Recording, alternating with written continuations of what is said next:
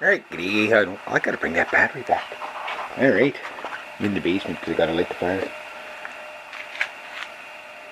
Lady Diana. She would be queen right now. That's, what you call her, Naomi Campbell playing Lady Diana. She actually looks a lot like her. Anyway, I watched that movie last night. Boy, did that ever give me like the movie's over. Yeah, it's okay. You know, it's more like about the affair. But there's a part in the movie where, and I watched the actual footage last night of Lady Diana walking through the landmines, and what a flashback to the 1990s did I ever get. Well, or 80s, or whatever year it was that she did that. I think it was in 1995 she did that. 1995 was such a pivotal year in my life. And that was freaking 30 years ago. What do you mean 30 years ago? How did that happen? Like, okay, who did this to me? You know, like who did that, 30 years ago? But I thought about, like what it was like in Canada when 1997 when Princess Diana died. I mean, Bryan Adams wrote a song called Diana, to the monarchy and stuff. Now I know my American audience might not understand the relationship between the monarchy and Canada as much. Okay, 1997. When Diana died, it was kind of like 2001 on 9/11. You kind of knew where you were, and you remember hearing it, and you remember what you were doing. Now, the British were absolutely devastated. She was the most popular woman in the world next to Mother Teresa, probably. And I can't remember when Mother Teresa died, but I should probably do a video on that, too. And I just want to set a context before we get into all the ranting and raving of, 2025 and what's going on with the big Trump tariff liberation. Oh my God, we're gonna die. Guys, we're gonna die. I'm sorry. When I made my 2025 prediction of doom, what is 2025 going to be? What's one word that sums up 2025? Doom. I thought it'd be like more near the end of this year, but it's like we're not even really started yet. Oh my God. But anyway, 1997. Okay, Diana gets killed in a car crash. If she wasn't murdered, it's hard to say. There's conspiracies there, right? Did King Charles, now King Charles, again, she would be the queen right now. And it's funny, you're saying, Reg, why do you have that movie? Well, first off, okay, I have a whole bunch of movies that I'm going through. This box was full, so all winter I've been going through, you can barely see it, but anyway, that box was full of movies that I got for, the local library was getting rid of them, so I got like boxes and boxes of movies, and I think I have boxes more coming. So I've been watching, trying to watch at least one or two movies a night. It's got to be like 500 movies there. Well, more like 100 movies there, but I've watched most of them throughout the winter. I'd say that's going. Just to take the damp out. We are in April and it's still winter. I haven't seen the weather hang on like this in April for a long time.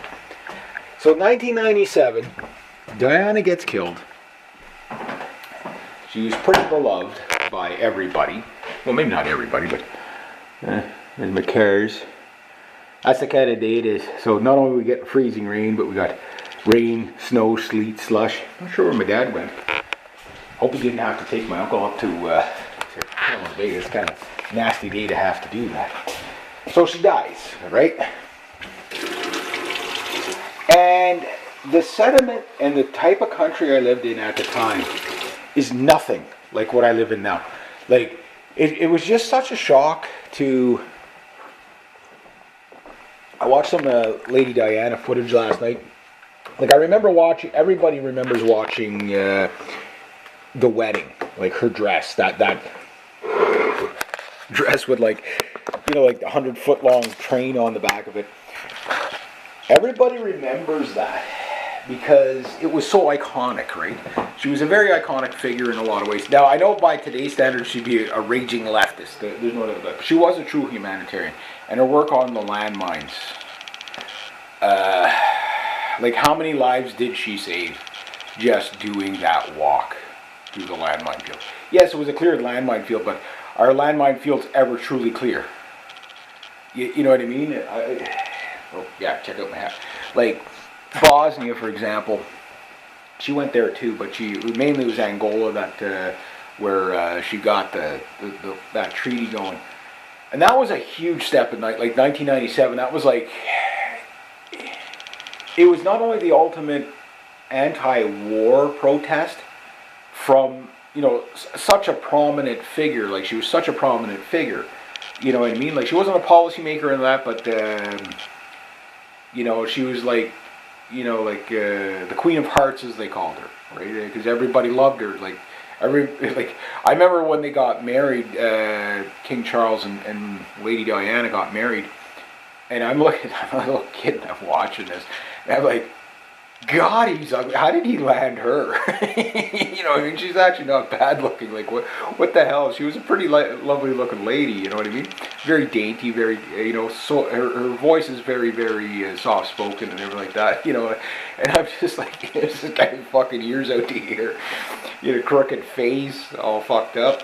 I'm like, how did she go with it? Must be for the money. You know what I mean? But, you know, and I know there was all kinds of controversies and scandals and stuff. I'm no fan of King Charles. It's weird calling him king. I mean, you know, on this channel, yeah, the modern monarchy is yeah, you know, we know all the, you know, all the stuff flying around about it. They're no friend of humanity. But I think she was. And everybody thought that Will and Kate... Now, you got to think about William particularly. Can you imagine growing up knowing or believing possibly that your dad killed your mom? You know what I mean? Like, how fucked up would you be from that? So Will and Kate... Kate is basically you know, from Canada, right? So the thing about Will and Kate is that Kate was kind of, sort of moving towards like the Diana kind of status, but she played it a lot more safe, where Diana didn't. Like there was turmoil in the monarchy when she came along, right? Because she didn't quite do everything to the book, and that's probably why people either extremely loved her or not, right? So, what's 1997 like? Well, 1997, we're coming out of a recession. I'm a young man. You know, I mean, you know what I mean? Like, I'm a young man that's basically struggling to get along.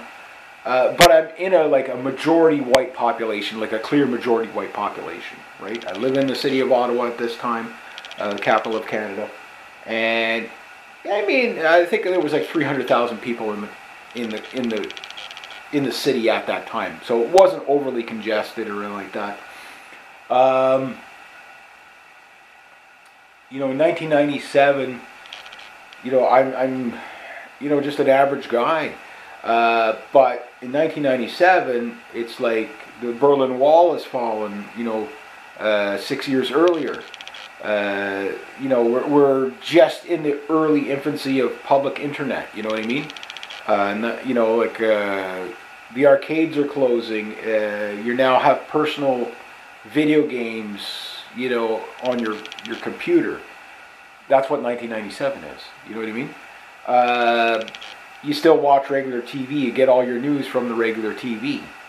That's 1997, right? People get along. you know, the minorities that are there seem to be fairly well behaved, and you know, for the most part, they get along. In Canada, like, you know, everybody has their token black friend, their token Chinese friend. That's 1997, right? You could fill a grocery cart for $20 if you were, you know, shopping at like Giant Tiger, which is like, you know, or what was Kmart, you know, even Kmart, which got taken out by the Walmarts, and Woolco. Yeah, you remember those? And yeah, you know, you could buy all the budget stuff, and you could buy enough. You know, you could fill your shopping cart for $20. You could probably buy enough groceries for $40 for the month if you were a bachelor like myself, right? That was 1997. I'm cruising around on my broken motorcycles, you know, with girls and stuff like that, playing. You know, at that point I was out of the bands, but you know, I'm doing all these things. And then I think in 1998 I moved back up here, and I moved back up here just after the ice storm. It's kind of going on in some places in the country right now. And then 2000 I moved back to the city again. And then 2001, you know, we know what happens in 2001. I'm at a relatively new job, and you know, the efforts of people like Diana had failed at this point, right? And we're basically on a path to war. We're in the Blair era for the Brits. We're in the George Bush Jr. era for the Americans. We're in the going from the Chrétien era into the Stephen Harper era for us Canadians, right? So, watching like Lady Diana, like footage last night, like, you know, just like little clippets here, little clippets there, and stuff that I wouldn't have really paid attention to back in 1997, kind of strikes you today, because would she be the same person, all things given equal, the same age and everything like that today? Would she be on the left? Would she be on the right? You know, would she be a nationalist? Would she care about Britain, or would she be like the rest of the monarchy and kind of like, can't wait till you all die off, you know, all the plagues die off, right? I don't know. It's hard to say. But if we judge her by her son, we know William is probably and Kate are probably the most likable out of the royals. The rest are so tainted, it's, you know, except for Harry. Like Harry, people don't like him because of the woke. But I don't think Harry is a bad man. I think Harry is a very good man. Just kind of like his mom, maybe a little bit misguided in humanitarian causes. But, you know, Prince Harry, well, no longer Prince, with the Invictus Games, like, that is something, if his mom was a man, something she would have probably done, right? And she did partake into stuff like that. William is a lot more reserved. You don't hear from him very much. And Kate, I guess now she's like riddled with cancer from the jab. So I think Pfizer killed poor Kate.